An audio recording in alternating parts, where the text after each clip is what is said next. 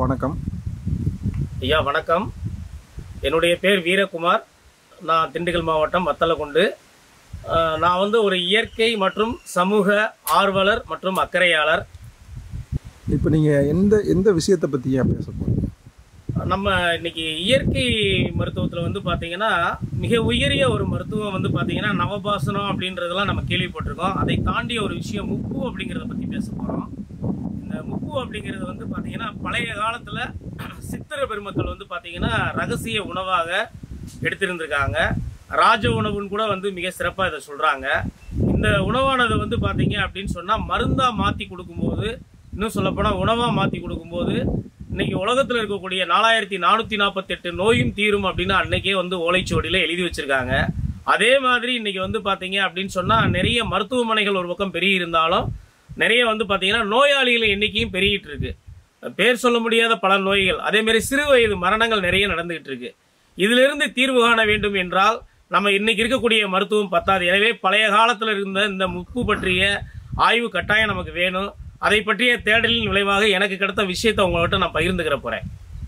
இப்போ உங்களை தேடி நீங்கள் முப்புன்னு சொல்கிறீங்க.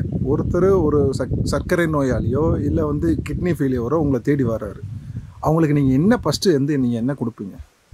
அவருக்கு பார்த்தீங்கன்னா ஏற்கனவே பார்த்தீங்க அப்படின்னா அந்த புரிதல் வேணும். நாங்கள் ஏற்கனவே ஒரு மருத்துவம் பார்த்துட்டு இருக்கோம், அதை விட்டுட்டு வரவா அப்படின்னு கேட்பாங்க.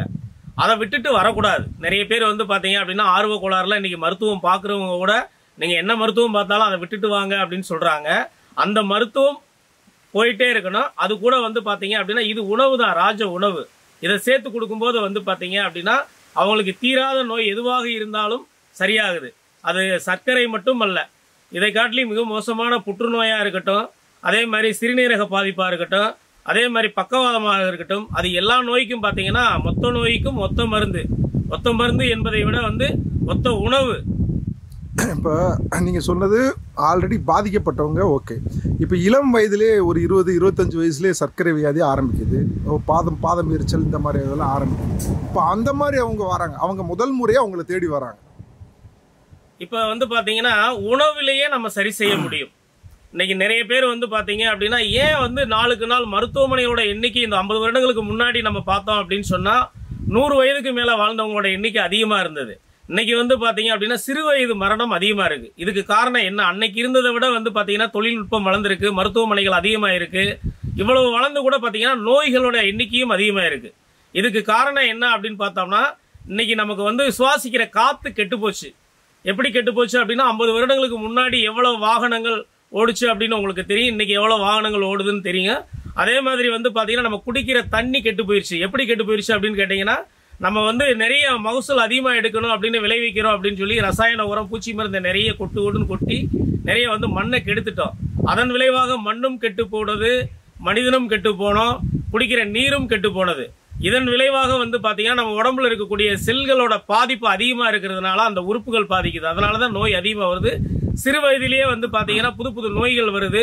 கட்டுப்படும் அளவுக்கு போய் பார்த்தீங்கன்னா அது மரணத்தை கொண்டு கொடுக்குது. இப்போது ஒருத்தர் உங்களை பார்க்குறாரு, எவ்வளோ நாளைக்கு இந்த முப்பு எடுக்கணும்?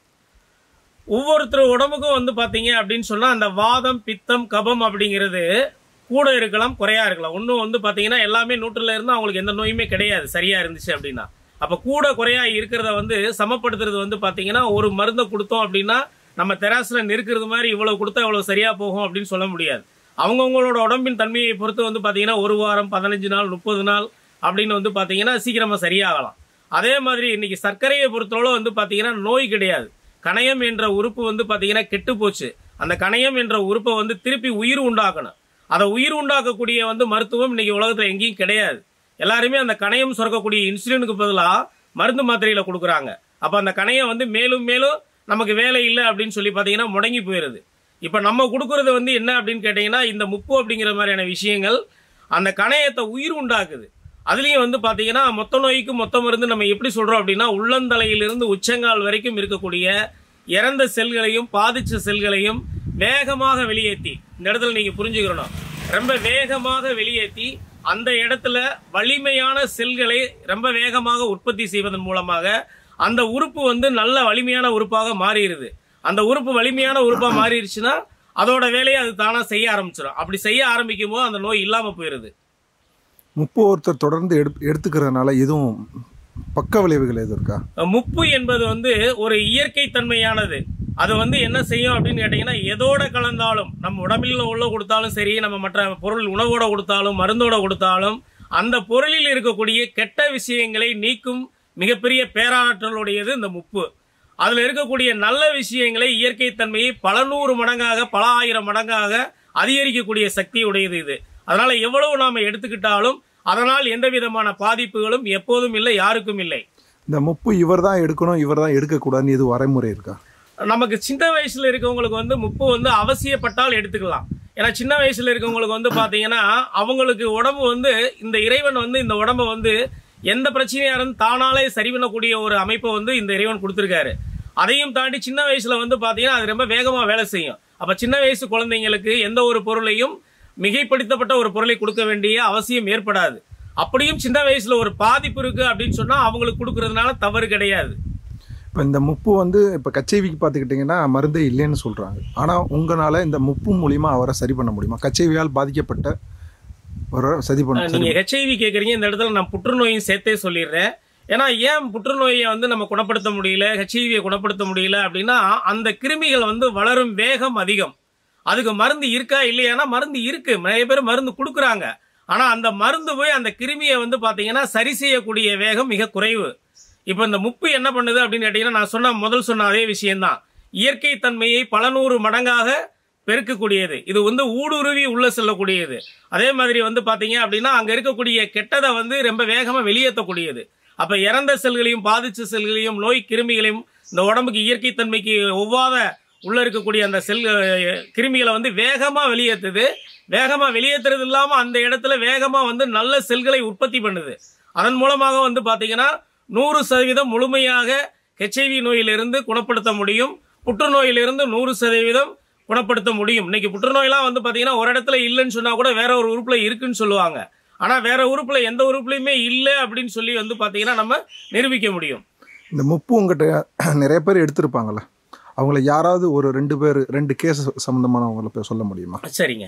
இளந்தமிழன் அப்படின்னு சொல்லி உசிலம்பட்டியில ஒருத்தர் இருக்காரு. அவர் வந்து பாத்தீங்கன்னா மிகப்பெரிய ஒரு மிஷன் ஆஸ்பத்திரியில போய் வேலை பார்க்கறது, அவர் வைத்தியம் பார்க்கறாரு. அவரோட பிரச்சனைகள் என்ன அப்படின்னா 3 இடத்துல இதயத்துல அடப்பு இருந்து ஆபரேஷன் பண்ணியிருக்காரு. இது இல்லாம பாத்தீங்கன்னா அந்த இன்சுலின் கணையம் கெட்டு போனதுனால இன்சுலின் அளவு 20 யூனிட் காலையிலையும் சாயந்தரமும் எடுக்கிறாரு. இது இல்லாம வந்து பாத்தீங்க அப்படின்னா இதன் விளைவாக தொடர்ச்சியா ஒரு மருந்து மாத்திரை எடுத்ததன் விளைவாக சிறுநீரகம் பாதிப்பு உண்டாயிருச்சு. இப்ப இவருக்கு வந்து பாத்தீங்கன்னா சிறுநீரகம் பாதிச்சுச்சுன்னா சிறுநீரகத்தை சரி செய்யறதுக்கு எந்த ஒரு மருத்துவமும் இல்லை. அதற்கு பதிலாக அந்த டயாலிசிஸ் அப்படிங்கிற ஒரு விஷயத்த பண்ணணும். ஆனா இவருக்கு வந்து ஏற்கனவே வந்து ஹார்ட் ஆபரேஷன் பண்ணியிருக்கிறதுனாலையும் இன்சுலின் எடுத்துட்டு இருக்கிறதுனாலையும் வயசு 65 அப்படிங்கிற நிலைமையில இருக்கும்போது இவருக்கு ஒத்துழைக்க முடியாது அப்படின்னு சொல்லிட்டு பாத்தீங்கன்னா அந்த மருத்துவமனையிலேருந்து வீட்டுக்கு அனுப்பிச்சு விட்டுறாங்க. இப்ப வீட்டுக்கு அனுப்பிச்ச பின்னாடி அவரோட நிலைமை என்னன்னு கேட்டீங்கன்னா வயிறு வீங்கிறது, கால் வீங்கிறது, நுரையீரல்ல வந்து நிறைய நீர் கோர்த்துறது. இந்த ஒரு நிலைமையில் நிச்சயமாக வந்து பாத்தீங்கன்னா காப்பாத்துறது ரொம்ப சிரமமான விஷயம். இப்ப நம்ம கொடுத்தோம், ஒரு வாரத்துல கொடுக்கும்போது அவங்களுக்கு நம்பிக்கையே இல்லை. ஏன்னா இவ்வளவு பெரிய மிஷன் ஆஸ்பத்திரியில காப்பாற்ற முடியாத ஒருத்தரை, இவ்வளவு படிச்ச மருத்துவர்களால காப்பாற்ற முடியாத ஒருத்தரை நீங்க சொல்றது எப்படி சரி பண்ணும் அப்படின்னு கேட்கறாங்க. சரி செய்யும், நிறைய பேரை சரி செஞ்சிருக்கு அப்படின்னு சொல்லி கொடுக்குறோம். ஒரு வாரத்தில் மாற்றம் தெரிய ஆரம்பிக்குது. ஒரே ஒரு இட்லி சாப்பிட்டு இருந்தவர் ஒரு வாரத்துல 2 இட்லி சாப்பிட ஆரம்பிக்கிறாரு. யூரின் அளவு ஒரு 100 ml கூட போக ஆரம்பிக்குது. 15வது நாள் வந்து பாத்தீங்கன்னா இன்னும் 100 ml வந்து யூரின் கூடுதலா போக ஆரம்பிக்குது. ஒரு இட்லி சாப்பிட்டாரு, 2 இட்லி சாப்பிட்டாரு, 3வது இட்லி சாப்பிட ஆரம்பிச்சிட்டாரு. வயிறு காலெல்லாம் வீக்கம் குறைஞ்சிருச்சு. அவருக்கு மற்ற ஏற்கனவே வந்து பாத்ரூம் போகாத விஷயங்கள், யூரின் பிரியாத விஷயங்கள்லாம் நல்லா ஆனதுனால அவரே என்கிட்ட போன் பண்ணி சொல்றாரு, என்னால உப்பில்லாத இட்லி இதுக்கு மேல சாப்பிட முடியல, 3க்கு மேல பசி தாங்க முடியல, வேற எதையாவது நான் சாப்பிடவான்னு கேட்கிறாரு. நீங்க ஒன்னும் சாப்பிட வேணாம், கொஞ்சம் கட்டுப்படுத்தி முடிஞ்ச வரை இதே மாதிரி சாப்பிடுங்கன்னு சொல்லிட்டேன். 19வது நாள் திருப்பியும் வந்து பாத்தீங்கன்னா மருத்துவ பரிசோதனைக்கு போறாரு. அவருக்கு கிரியாட்டின் குறைஞ்சிருது, யூரியா குறைஞ்சிருது, சர்க்கரையின் அளவு கூட குறைஞ்சிருது. அவருக்கு இன்சுலின் அளவை குறைக்க சொல்லிடுறோம். 65 வயசு நபரை வந்து பாத்தீங்கன்னா ஒரு மிகப்பெரிய மிஷன் ஆஸ்பத்திரியில காப்பாற்ற முடியாதுன்னு சொன்னவரை, மிகப்பெரிய மருத்துவர்களால முடியாதுன்னு கைவிடப்பட்ட நபரை வந்து பாத்தீங்கன்னா இன்னைக்கு நல்லபடியா நடமாடிட்டு இருக்காரு. முப்பு எடுப்பதனால அசைவம் சாப்பிட முடியாம போக முடியுமா? எது வேணாலும் சாப்பிட்டுக்கலாம். பொதுவா வந்து பாத்தீங்க அப்படின்னா இந்த இடத்துல முக்கியமான ஒரு விஷயத்த சொல்லணும். நார்மலா இருக்கக்கூடிய நம்ம எல்லாருமே வந்து பாத்தீங்கன்னா அமிலத்தன்மை உள்ள உணவுகள், காரத்தன்மை உள்ள உணவுகள் அப்படின்னு 2 இருக்கு. அமிலத்தன்மை உள்ள உணவுகளை நாம் அதிகமாக உடம்புல எடுத்துக்கிட்டோம் அப்படின்னு சொன்னால் அது வந்து பார்த்தீங்கன்னா நோய் எதிர்ப்பு சக்தியை வந்து குறைக்கும். அங்கே வந்து பார்த்தீங்கன்னா செல்கள் வந்து இறந்து போயிடுச்சு, அந்த செல்கள் தான் புற்றுநோயாக மாறுறது. அதனால் காரத்தன்மை உள்ள உணவுகளை வந்து நம்ம அதிகமாக எடுத்தோம்னா, நம்ம உடம்பை வந்து காரத்தன்மையை மாற்றிட்டோம்னா, நான் சொல்கிறது மிளகு காரம் கிடையாது. உணவுகளை நீங்கள் வந்து பார்த்தீங்கன்னா யூடியூப்பில் போய் பாருங்கள், மிளகுத்தன்மை உள்ள உணவுகள், காரத்தன்மை உள்ள உணவுகள்னு நீங்கள் பார்த்துக்கலாம். அப்போ அந்த காரத்தன்மை உள்ள உணவுகளை நீங்கள் எடுக்கும்போது நோய் எதிர்ப்பு சக்தி தானாக வந்துடும். அப்போ இது மாதிரி நம்ம வந்து எடுத்துக்கிட்டு நம்ம வந்து சரி பண்ணிக்கலாம். அப்போ நம்ம நான்வெஜ் அப்படிங்கிறது ஒரு அமிலத்தன்மை உள்ள உணவு. ஆனால் அதே சமயத்தில் புரோட்டீன் வேணும் அப்படின்னா அளவாக எடுத்துக்கலாம். அமிலத்தன்மை உணவுன்னு சொல்கிறீங்க, அமிலத்தன்மை உணவுகளை ஒரு 10-15 சொல்ல முடியுமா உங்களால்? அமிலத்தன்மை உணவுகள் வந்து பார்த்தீங்கன்னா பாக்கெட்டில் அடைக்கப்பட்ட அனைத்து உணவுகளும், பாக்கெட் பால் முக்கியமாக, அதே மாதிரி வந்து வெள்ளை சீனி, அதே மாதிரி வந்து பார்த்தீங்கன்னா பிராய்லர் கோழி, அதே மாதிரி மைதா மாவு, இதெல்லாம் வந்து பார்த்தீங்கன்னா அமிலத்தன்மை நிறைந்த உணவுகள். அதே மாதிரி வந்து பார்த்தீங்கன்னா கடையில் பாட்டலில் விற்கக்கூடிய அந்த சூஸ் ஐட்டங்கள் எல்லாமே அமிலத்தன்மை அதிகம் உள்ள உணவுகள்.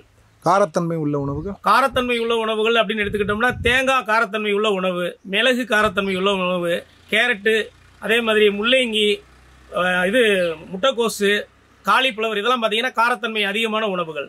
பீட்ரூட். இது சம்பந்தமான வீடியோ நம்ம அடுத்தடுத்து உங்கள்கிட்ட கேள்விகள் கேட்போம். நிறைய டிஸ்டர்பன்ஸ் இருக்கிறதுனால நம்ம அடுத்து. சரிங்க, சரிங்க, சரிங்க, நன்றி. சரி.